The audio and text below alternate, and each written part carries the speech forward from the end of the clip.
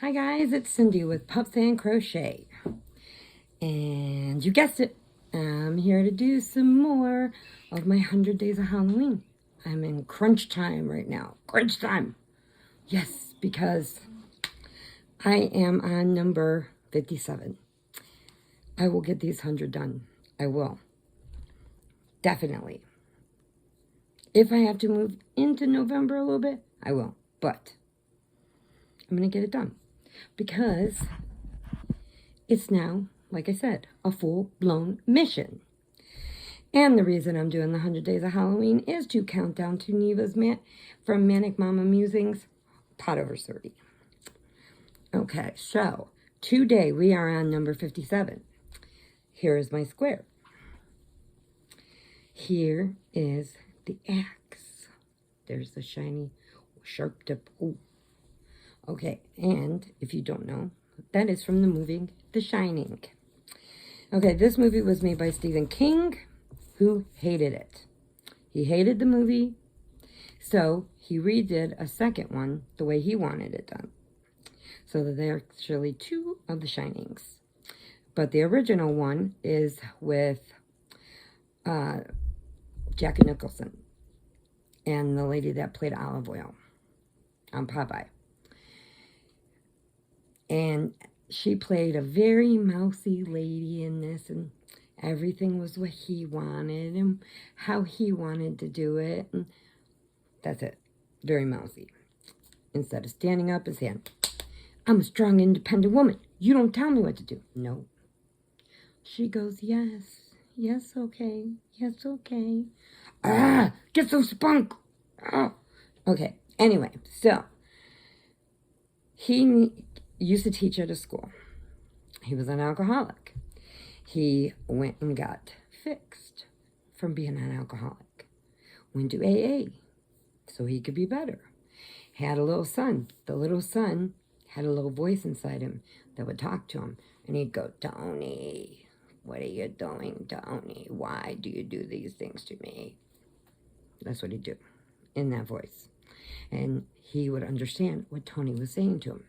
He's a little boy that lives in his mouth. So, as it all goes, he can't get a job where he's at. So, he finds this hotel in the middle of nowhere up in a mountain. And that they are closed for the winter. Because they are summertime, but you would think, with all that snow, they'd be a skiing thing. But because the roads are so treacherous, they cannot get people up there in the winter. So they close down for the whole winter. And they have a caretaker come. He is the caretaker. He brings his wife, his child. They have their sleeping quarters. They get to go through all the kitchen. And so they get up there. They're showing him around. He got accepted for the job, everything. So he brings his stuff. They take it to his room. They're going to give him a tour of the hotel. So he goes, and then he's walking around with her, and she's going, oh my,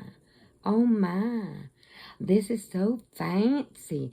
I bet you had movie stars in here. And I'm just like, okay. If you seen her in other things, you would know that did not fit her at all. She did not pull it off. No. But you got to watch it. And it also was shown in Twister.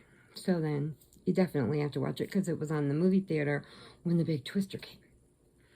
Anyway, so as they're showing around, the guy that's the chef there decides, hey, why don't you let your son stay with me and have some ice cream if that's okay while you finish the tour. And they're like, is that okay? And he goes, yeah, that's fine. So, okay, they stay. So the man sits there and he's talking to him and he's like, I know you got it. Because I can talk to you. And you heard me.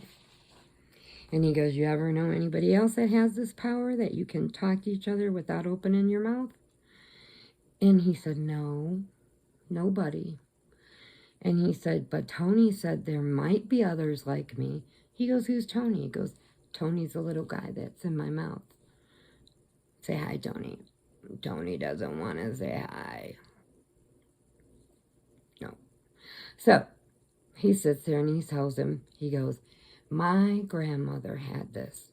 And this is the chef. He goes, me and my grandma would sit there at the table and have a whole conversation for an hour without even opening our mouth. And she called it The Shining. So that's what I always called it. But I've never met anybody else but my granny who had it. And I know you do. He goes, so when I leave here, you make sure you tell me if something ever goes wrong. Because that chef's been there and he knows something's going to go wrong. So he said, you can contact me. You don't need a phone. You know how to get a hold of me. And he goes, yes, with The Shining.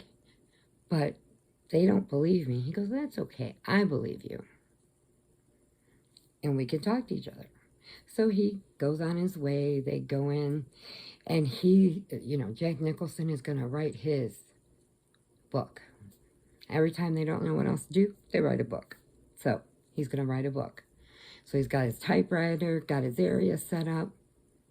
And he sets up in the main living room in the hotel where, they have to go through to do anything, to go to the kitchen and cook. They have to go through this. So the little boy is in there bouncing a ball and he goes, look,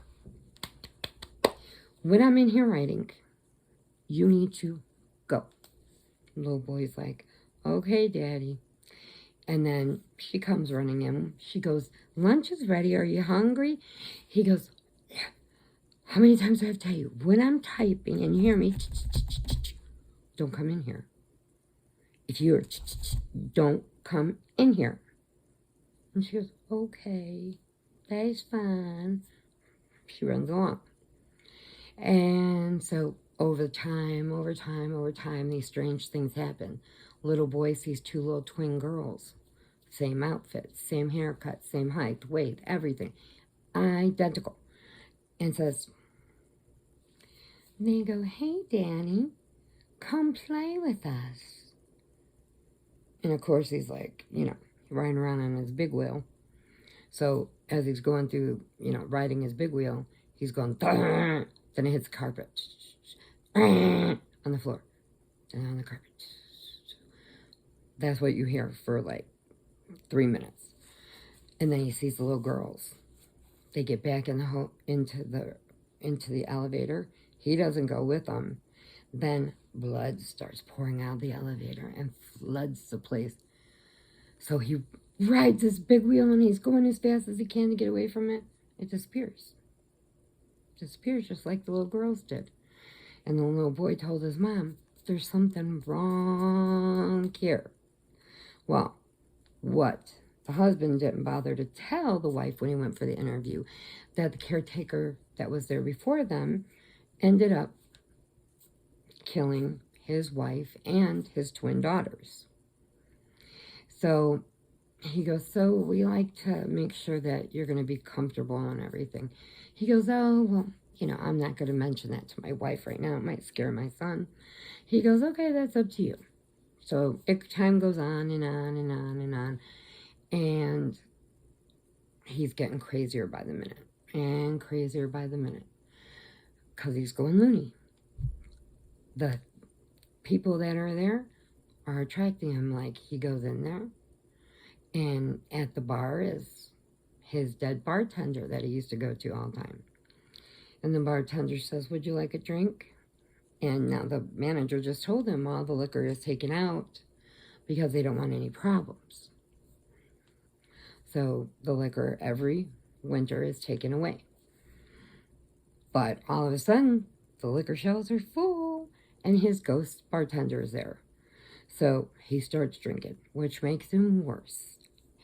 And he starts yelling at him and sleeping and typing while she's taking the kids outside, playing in the maze. And the maze takes over an hour because it's that big. And she did it before the great big snowfall came. And her husband didn't want to do nothing. He got loonier and loonier as time went on. Started spending more and more time in the bar talking to the ghost. Then the little boy knows that the dad's ready to go over the edge. So he contacts that guy and he screams at him, "Help us!" And the guy jumps out of his seat. He's in Florida taking his vacation. He jumps out of his seat and he said, "Okay, you need to talk to me, but quieter, quieter, quieter. You don't need to scream." He goes, "My dad's going to hurt us. He's going to hurt us." Okay, so the guy catches a plane back there, and the only way to get to the lodge is in a snow truck that has those things like an army tank does to go through the snow. So he goes up there, and the wife is laying down with the little boy sleeping, and he came into the room with him, and he wrote on the mirror backwards, and it says red rum, and he's going, "Red rum, red rum, red rum." Well, when she's seen that mirror in the bathroom mirror, it says murder. So red rum is murder spelled backwards. And it goes from there. I'm not going to tell you the ending, so you need to watch it. And part 2 is good. I like it. I like the characters in it. And it does have a little more of the Stephen King feel to it. So I'm going to leave it at that. But we are going to open, what number are we on for our swap with Neva? We are, lost my pen. We are on number 11.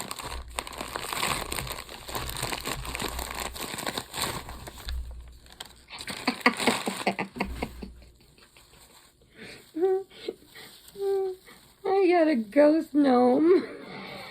Or a mummy gnome. This is crazy. He's got like little cat eyes. Is it a black cat gnome? Maybe it's a black cat gnome. Thank you, Neva. It's cute. He'll be going up here. See, I got my light ups. He'll be going up on the shelf. Oh, he's so cute. That's a black cat gnome. Okay. All right, I will be back. I have a tiny yarn haul I want to tell you about. So hugs and puppy kisses, prayers if you need them, and please remember, adopt, don't shop. Catch you in the next one. Bye, guys.